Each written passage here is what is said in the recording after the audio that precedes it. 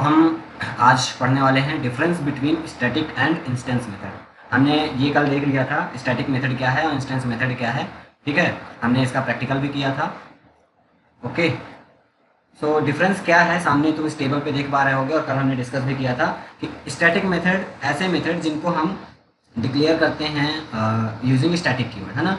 हम जब भी फंक्शन को क्रिएट करेंगे तो वहाँ पे हम शुरुआत में उसके प्रोटोटाइप में स्टैटिक कीवर्ड का यूज़ करते हैं और इससे होता क्या है कि उस मेथड को हम क्या करते हैं विदाउट ऑब्जेक्ट इन्वॉक या कॉल कर सकते हैं, because due to static keyword ये मेथड जो है हमारा वो क्लास लेवल का मेथड हो जाता है rather than dependent on the object और इंस्टेंस ऑफ द क्लास। मतलब ये इंस्टेंस किसी इंस्टेंस के लिए डिपेंडेंट नहीं है, ये क्लास लेवल का मेथड हो जाता है। ठीक है, पर्टिकुलर इंस्टेंस के लिए नहीं, ऑब्जेक्ट के लिए नहीं काम करता।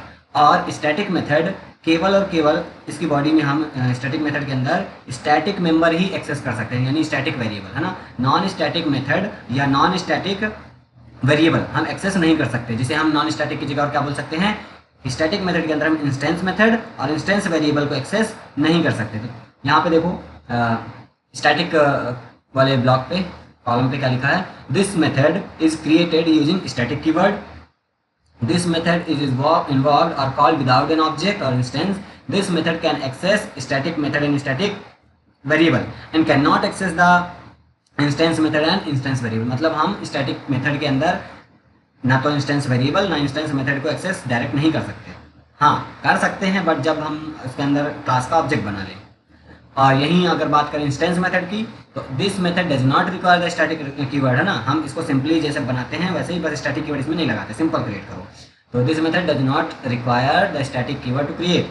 देन सेकेंड डिफरेंस क्या है, इसको कॉल करने के लिए हमें ऑब्जेक्ट की जरूरत पड़ती है। And object is needed to involve call this method, यानी इंस्टेंस मेथड को कॉल करने के लिए हमें ऑब्जेक्ट की जरूरत पड़ती है। Then this method can access, अब इंस्टेंस मेथड क्या कर सकता है, इंस्टेंस मेथड इजिली, चाहे वो स्टैटिक मेंबर हो या मेथड हो या नॉन स्टैटिक या इंस्टेंस, है ना, वो हर तरह के डेटा को इजिली एक्सेस कर सकता है। तो this method can access instance method and instance variable as well as static method and static variable. Clear है? Yes sir. ज्योति तुम्हें? Yes sir. इसके बाद अगर मैं इसको तुम लोगों को समझाने की कोशिश करूं एक प्रोग्राम से, जो भी तीन डिफरेंस थे ना तीनों को, फटाफट एक प्रोग्राम देखते हैं छोटा सा और देखते हैं कि हाँ ये जो पॉइंट लिखे हैं सही है नहीं। जावा कंपाइलर,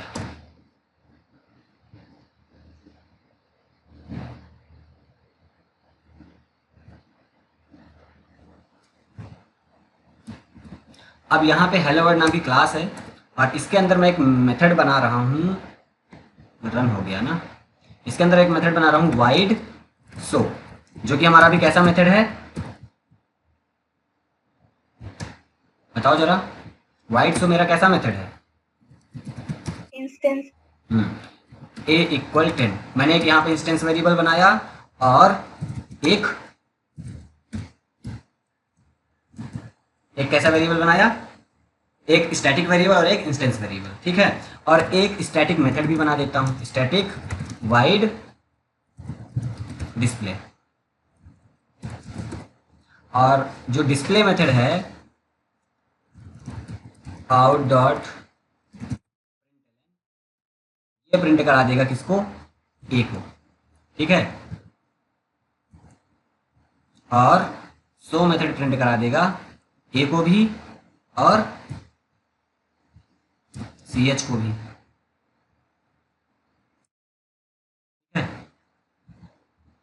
और यहाँ पे हम सबसे पहले देखना, हमने क्या पढ़ा था कि static method only access the static member. अब ये जो ए है हमारा स्टैटिक वेरिएबल है ना, और ये static wide display static method था, तो इसके अंदर ए को मैं एक्सेस कर सकता हूँ, बिल्कुल सही है ना, इसमें कोई एरर नहीं आएगा।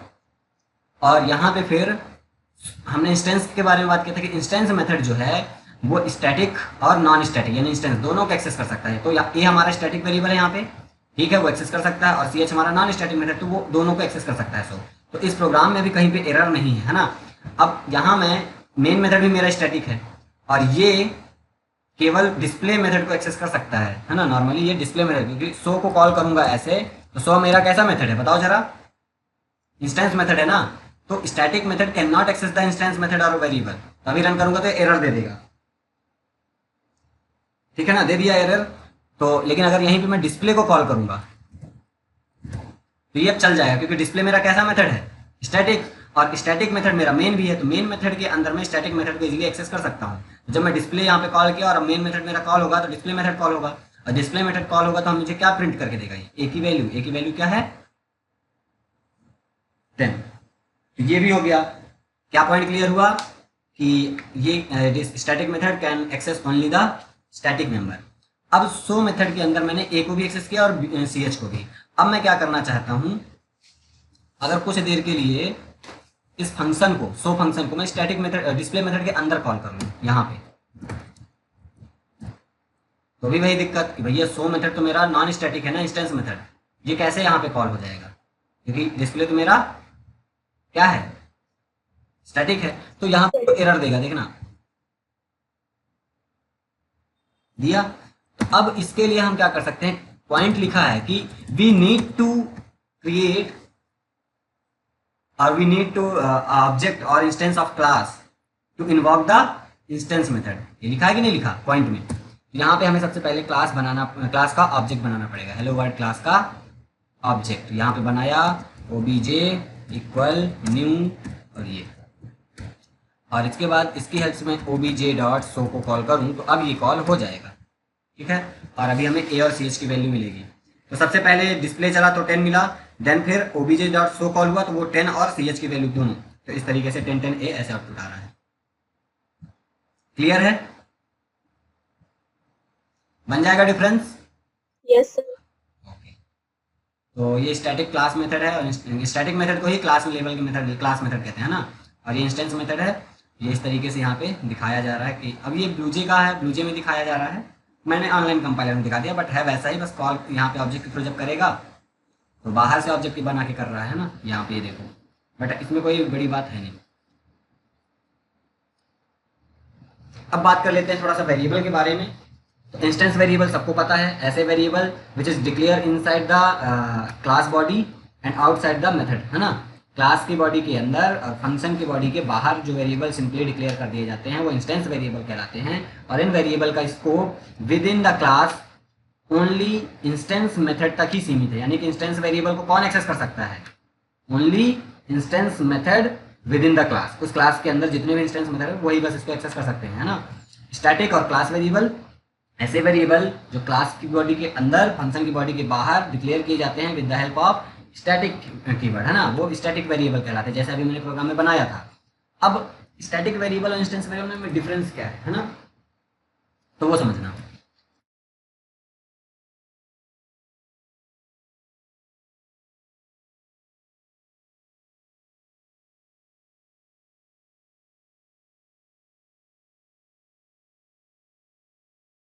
लिख रहा हूँ क्या मैं इंस्टेंस की, सही है, ठीक है। इंस्टेंस वेरिएबल, तो static variable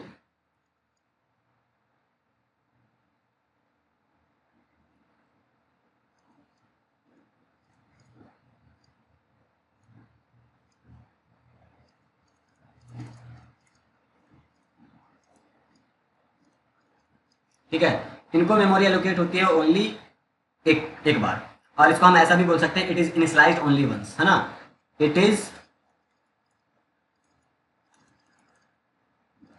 initialised only once, एक ही बार इनिशियलाइज किया जाता है इन वेरिएबल्स को, और ये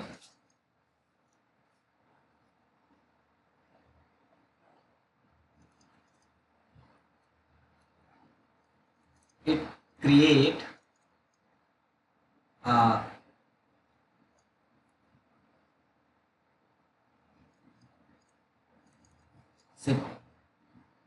separate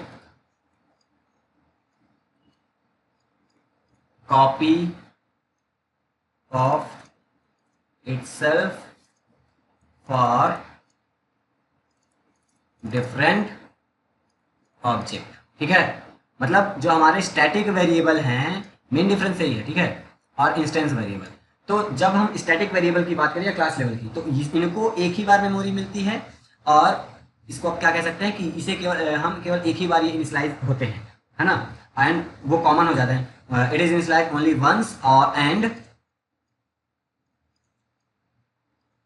common to all object. और ये जो डिपेंडेंट होते हैं इंस्टेंस वेरिएबल क्या होते हैं, ये अपने आपके एक सेपरेट कॉपी हर एक ऑब्जेक्ट के लिए बनाते हैं, है ना, लिखा है ना, it create separate copy of itself for different object. मान लो मेरे पास, अब यहाँ पे थोड़ा सा एग्जांपल की ओर बढ़ते हैं, ठीक है, मान लो मेरे पास एक क्लास ए है, ठीक है, और इसके अंदर मैंने लिखा इंट ए, ठीक है, और एक लिखा स्टैटिक इंट बी, ठीक है। अब यहाँ पे एक मैं फंक्शन बना रहा हूँ वाइड, या ठीक है,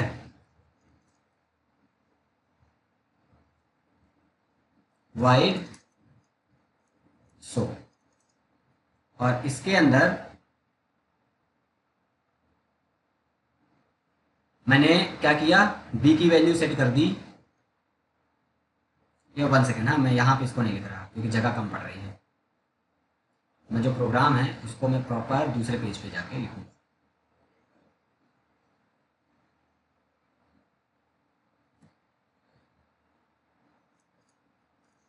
class A int a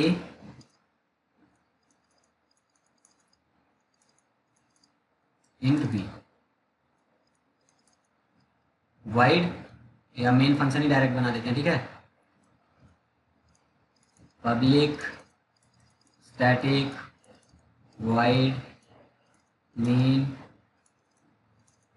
string ARGS generally लिखते हैं, बट कुछ भी लिख सकते हैं वहाँ पे। यहाँ पे मैंने एक ऑब्जेक्ट बनाया ए obj इक्वल न्यू ए, एक ऑब्जेक्ट और बनाया ए obj2 इक्वल न्यू ए, दो ऑब्जेक्ट बना लिए। अब obj डॉट ए इक्वल मैंने किया 5 and obj2 dot A equal मैंने किया 10, ठीक है, और यहाँ पे obj, अभी अभी छोड़ो इसको, सिंपली प्रिंट कराते हैं। obj dot A equal, sorry मैं क्या लिख रहा हूँ इतना, ठीक है, obj dot A, obj dot B, sorry obj2 dot A. बस अभी मैं इसको रन करूंगा तो आउटपुट में क्या आएगा बताओ? 5 और 10। 5 और 10 आएगा। क्यों? क्योंकि हमें पता है कि हम obj पहले ऑब्जेक्ट के थ्रू में एक ही, क्योंकि अब जितने ऑब्जेक्ट बने हैं हमने, अब पीछे पॉइंट में देखो क्या लिखा, इट क्रिएट सेपरेट कॉपी। तो मान लो इंस्टेंस वेरिएबल मेरा ए है, ठीक है, और मेरे पास ऑब्जेक्ट कितने हैं, 2, obj और obj2। तो अब इस ए की डुप्लीकेट कॉपी ऑब्जेक्ट 1 के लिए बनी और ऑब्जेक्ट 2 के लिए भी सेपरेट कॉपी बन गई। तो अब जब मैं ऑब्जेक्ट obj की हेल्प से जब ए को एक्सेस कर रहा हूं तो वहां पे इनिशियलाइज मैंने क्या किया, ए इक्वल 5, और obj2 की हेल्प से मैं ए को क्या इनिशियलाइज कर रहा हूं 10, यही किया ना यहाँ पे 5 और 10। तो obj ए की, जब obj ऑब्जेक्ट पहला वाला ऑब्जेक्ट की हेल्प से जब मैं ए को यूज करूंगा तो मुझे 5 मिलेगा, क्योंकि यहाँ पे obj ए में जो रिजर्व वो है यहाँ पे 5 स्टोर हुआ, और obj2 की हेल्प से वहां पे हमने 10 स्टोर किया। ये सेपरेट मेमोरी मिली नहीं डिफरेंट ऑब्जेक्ट के लिए, है ना, क्लियर है। वहीं अगर हम स्टैटिक की अब बात करें, अच्छा एक चीज और पूछूंगा, अगर मैं यहाँ पे ये चीज ना लिखूं, बस अब बताओ क्या आउटपुट आएगा?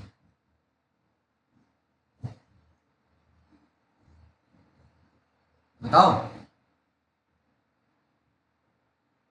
5 ही आएगा। दोनों में 5 आएगा। क्यों आएगा दोनों में 5? ए की 2 कॉपी बनी, ठीक है, सेपरेट 2 कॉपी बनी, एक पहले obj के लिए और दूसरा obj2 के लिए। तो obj वाले इस ऑब्जेक्ट की हेल्प से ए में क्या स्टोर कर दिया 5, बस obj2 के लिए क्या स्टोर किया है, कुछ स्टोर ही नहीं किया। तो जब हम कुछ भी वैल्यू स्टोर नहीं करते हैं तो इसकी डिफॉल्ट वैल्यू मिलेगी, और डिफॉल्ट वैल्यू किस पे डिपेंडेंट है, उसके डेटा टाइप में। तो इंटीजर वेरिएबल का जो भी डिफॉल्ट वैल्यू होता है वो क्या होता है, 0। यहाँ पे आउटपुट में हमें 5 और 0 देखने को मिलेगा। समझ आया? बोलो। Yes sir. हाँ, तो ये हुआ। अब इसको मैं हटाया, तो ये इस तरीके से काम करता। अगर मैं अब यहीं पे obj2.a इक्वल 10 कर दूं तो मुझे 10 मिल जाएगा, क्योंकि अब वहाँ 0 की जगह 10 चला गया उस ऑब्जेक्ट के लिए।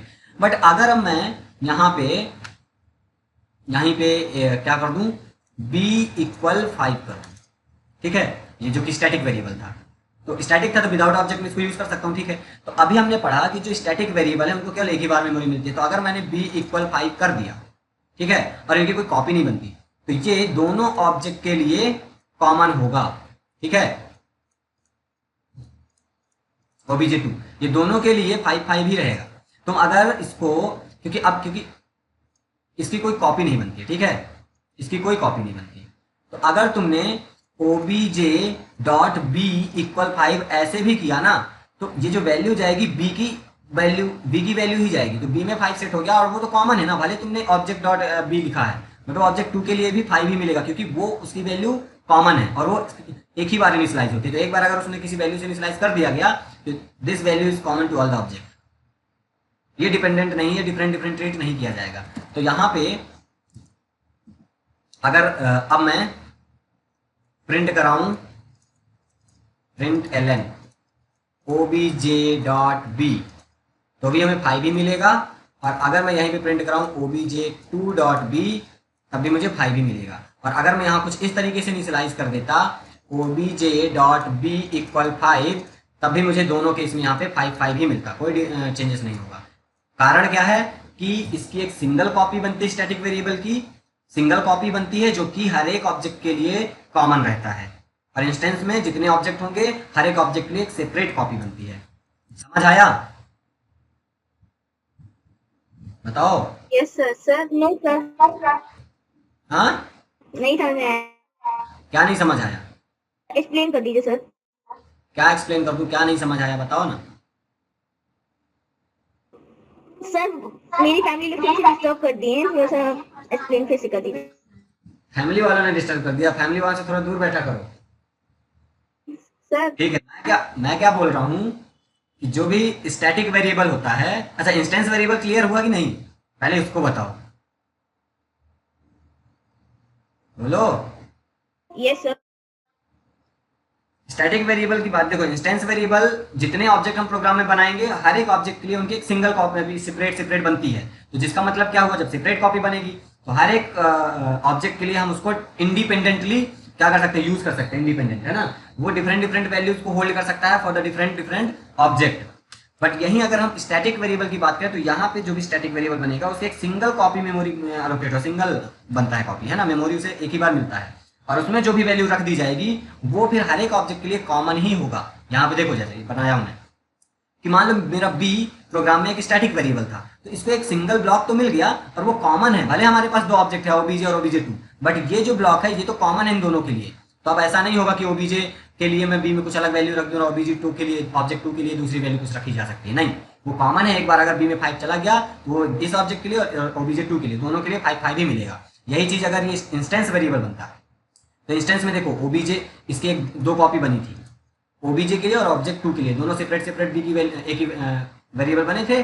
और obj a का यूज करके मैं 5 स्टोर किया था और obj 2 का यूज करके मैं a में 10 स्टोर किया था, और ये वर्क कर रहा था। इसको भी मैं प्रोग्राम रन करके भी दिखाता हूँ, ठीक है। तो ये इस तरीके से काम करता है। स्टैटिक वेरिएबल में जो स्टैटिक वेरिएबल है वो कॉमन होता है हर एक ऑब्जेक्ट के लिए और वैल्यू सेम मिलेगी। तो इसको थोड़ा सा प्रोग्राम में यहाँ पे देखना, ये मेरा स्टैटिक वेरिएबल है a, और ch मेरा कैसा वेरिएबल है, इंस्टेंस। अभी मैं इनको इनिशियलाइज नहीं करता हूं, ऐसे ही छोड़ देता हूं।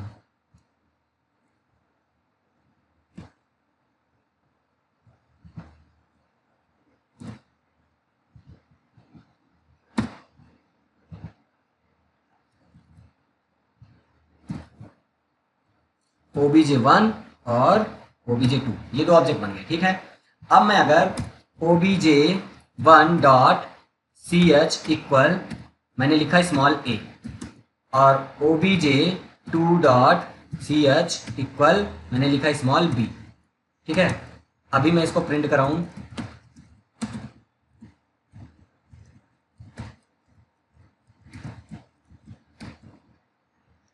obj1.ch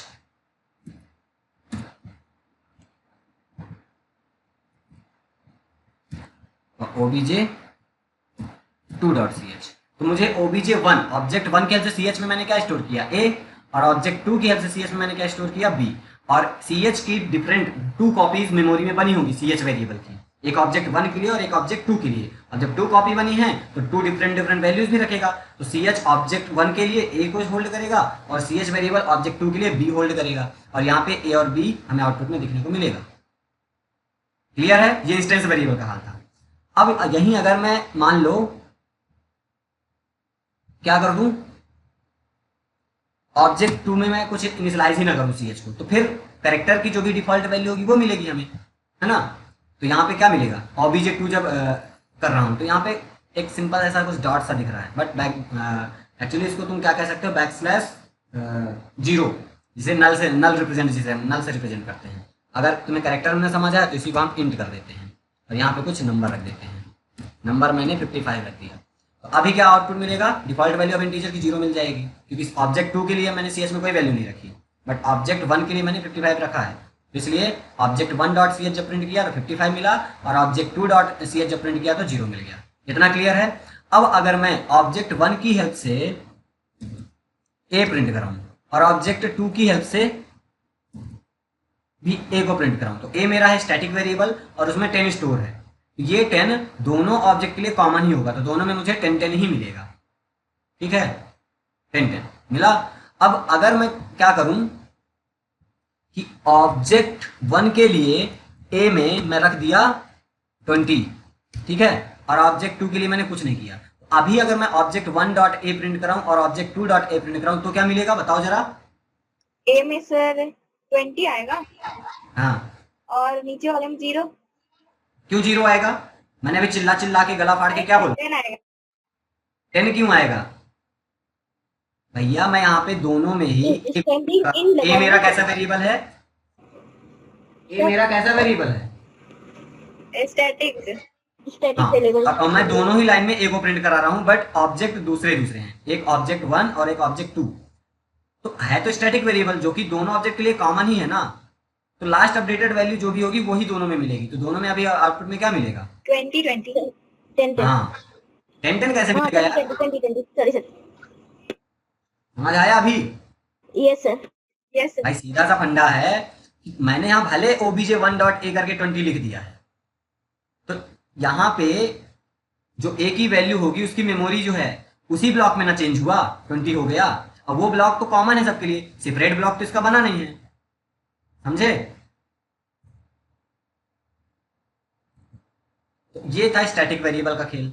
और लोकल वेरिएबल ऐसे वेरिएबल होते हैं जो किसी भी मेथड के अंदर, मेथड ब्लॉक में, फंक्शन की बॉडी में डिफाइन किए जाते हैं, और वो केवल with in the function body और मेथड बॉडी ही एक्सेसिबल होते हैं, आउटसाइड द मेथड हम उन्हें एक्सेस नहीं कर सकते, वो हमारे लोकल वेरिएबल होते हैं। समझ आया? यस सर, बन जाएगा। स्टैटिक वेरिएबल को पूरे क्लास में कहीं पे भी हम एक्सेस कर सकते हैं, स्टैटिक इंस्टेंस और नॉन स्टैटिक मेथड सब जगह, ठीक है।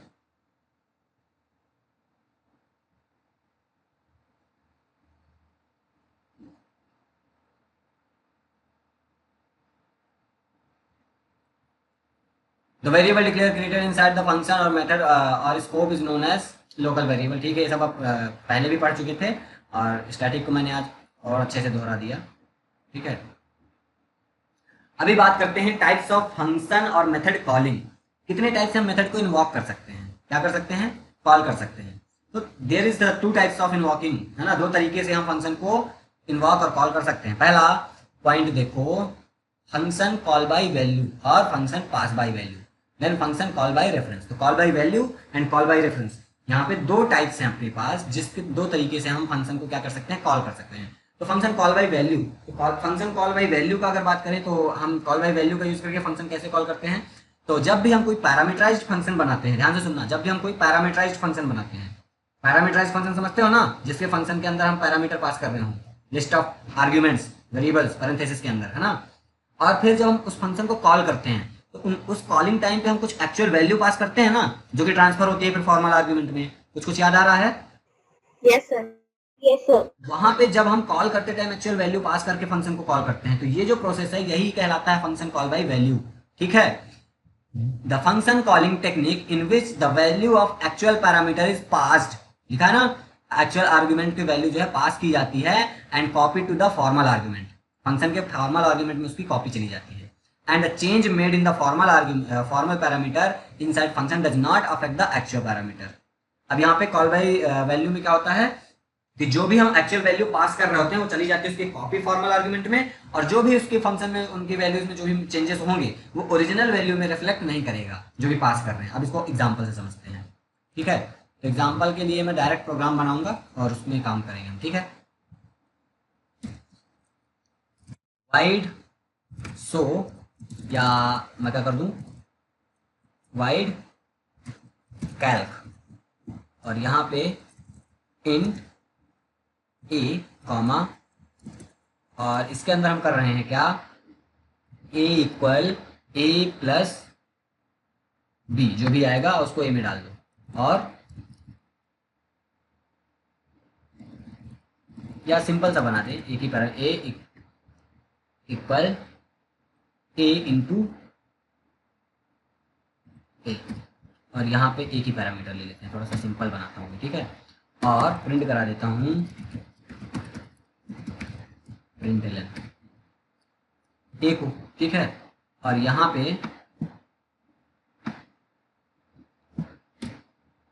ऑब्जेक्ट की हेल्प से मैं इसको कॉल करूंगा क्योंकि ये मेरा non static method, instance method. ठीक है, इंट वैर इक्वल, इसमें मैं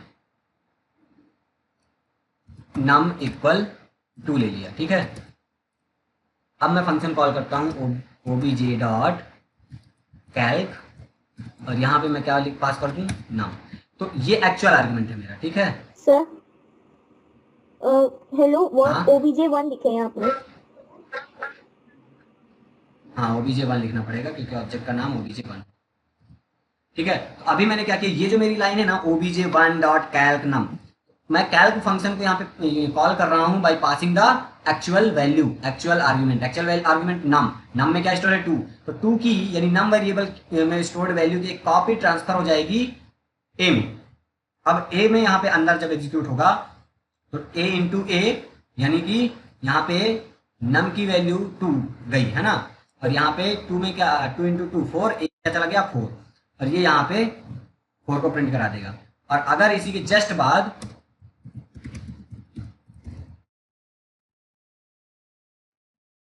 मैं नम को भी प्रिंट कराऊं तो मुझे नम की वैल्यू ओरिजिनल 2 ही मिलेगी, नम की वैल्यू में कोई चेंजेस नहीं हुआ। क्यों? क्योंकि इसकी एक डुप्लीकेट कॉपी गई है इधर, तो जो भी चेंजेस हुआ उसकी डुप्लीकेट कॉपी पे हुआ है। ठीक है, रन करते हैं इसको, तुम्हें क्या मिलेगा, 2 2 4 and 2। Oh what is the error, यहाँ पे सेमी कॉलन लगा दिया जो कि नहीं लगाया जाता, बस।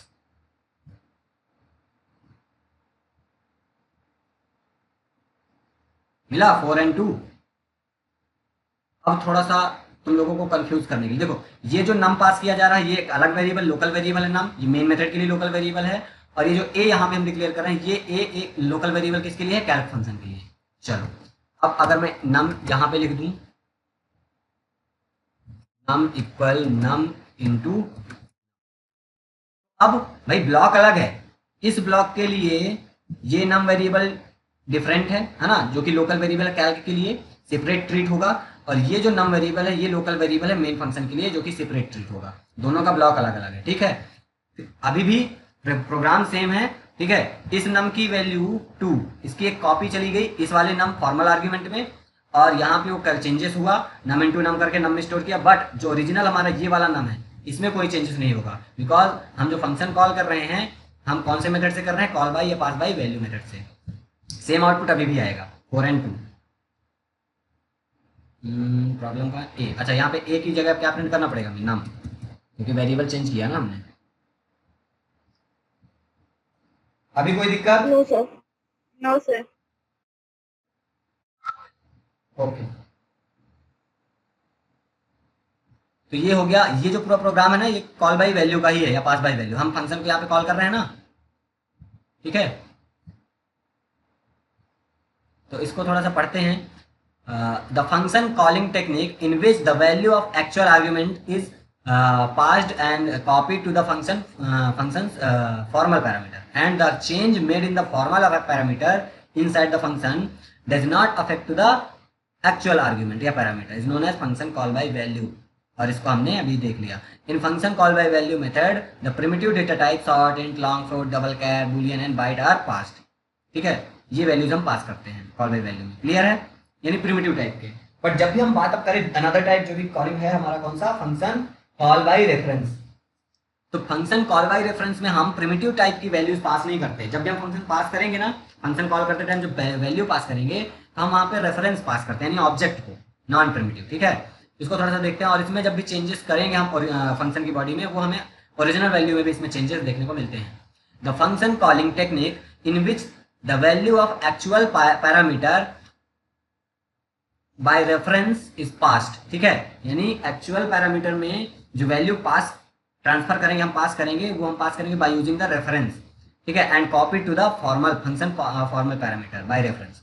वहां पे भी रेफरेंस के थ्रू ही कॉपी होगी वैल्यू।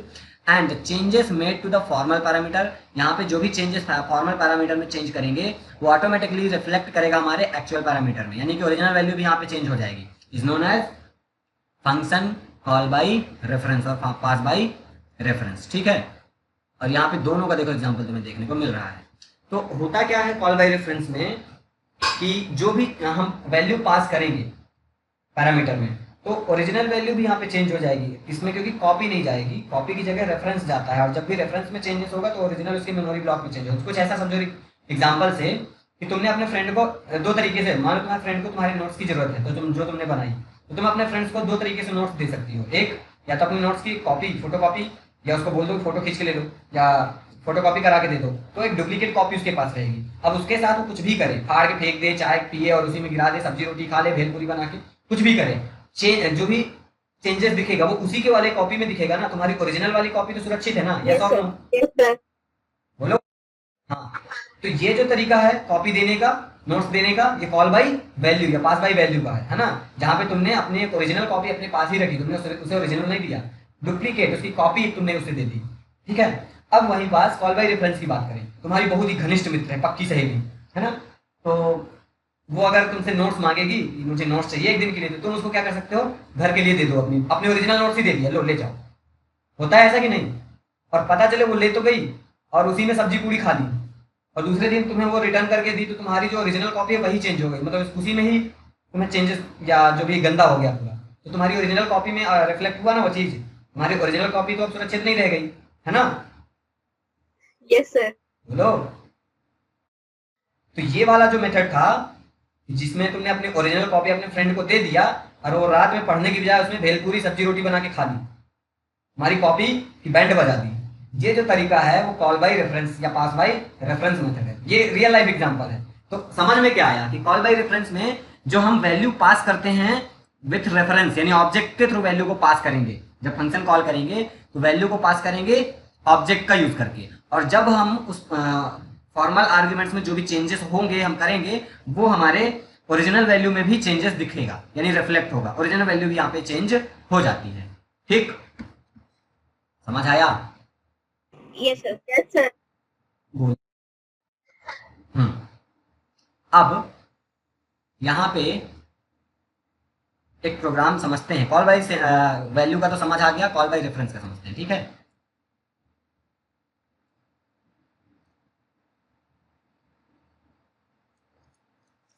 Class programme.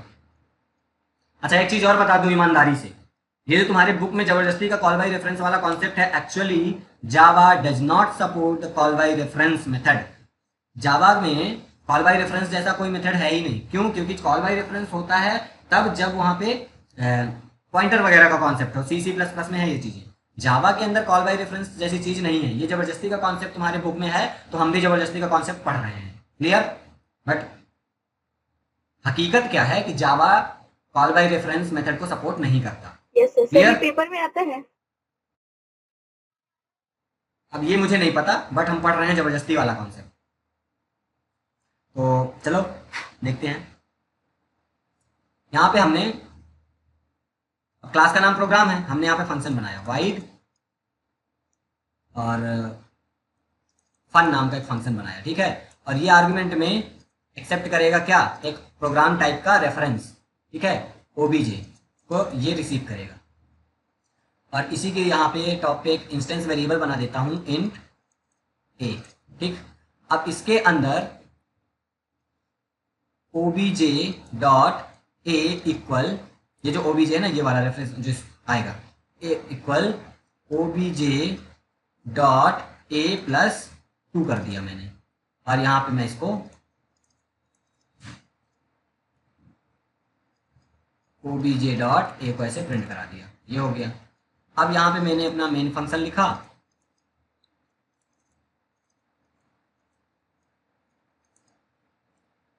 और मैंने प्रोग्राम का एक ऑब्जेक्ट बनाया, प्रोग्राम obj इक्वल न्यू। अच्छा, यहाँ पे ये obj अलग है, ये obj अलग है, ठीक है ना। ये लोकल वेरिएबल की तरह ट्रीट होगा प्रोग्राम फन फंक्शन के लिए, और ये obj लोकल वेरिएबल की तरह ट्रीट होगा मेन फंक्शन के लिए, ठीक है ना। ये ऑब्जेक्ट यहाँ पे बन गया, ठीक है। या तुम कंफ्यूज हो रहा है तो obj1 ले लेता हूँ, ठीक है। अब यहाँ पे obj1 डॉट ए इक्वल मैंने किया क्या, 5, और मैं अब फंक्शन को कॉल कर रहा हूँ obj1 डॉट फन, ठीक है।